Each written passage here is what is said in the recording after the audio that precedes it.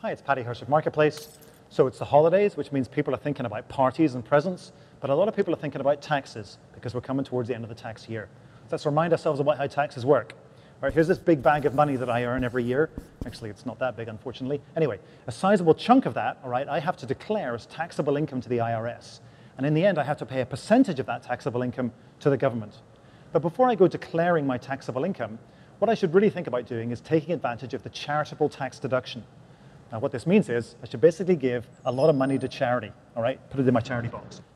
Now, there's a number of ways I can do this. I could maybe give away some clothing. I could maybe give away a boat or a car. I could give away some jewelry. I could maybe think about parting with some stocks and shares, some securities.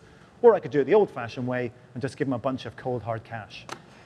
Say I give away $1,000 worth. What that means is my taxable income is now shrunk by $1,000. Because I'm only paying a percentage of that, it means that I'm paying actually less to the government overall. Now, we pay taxes in a tax bracket system, all right? And depending on how much taxable income you have, you're going to fit somewhere in that system. The more taxable income you have, the higher the bracket you're going to be in, and actually the higher percentage of that money you're actually going to end up paying to the IRS. Now, say you're a wealthy chap and you're at the top of the tax bracket system, all right? You give a large chunk of your money to charity. What you could do is shrink your taxable income to the point where you're actually going to drop into a lower tax bracket. So it means that all of the rest of the money that you have is going to be paid to the IRS at that lower rate. So it means you're going to be paying a lot less overall. Pretty smart, right? It's one of the reasons that Americans are one of the most generous donors to charity. And it's also one of the reasons that come this time of year, wealthy people could be looking to write some pretty big checks.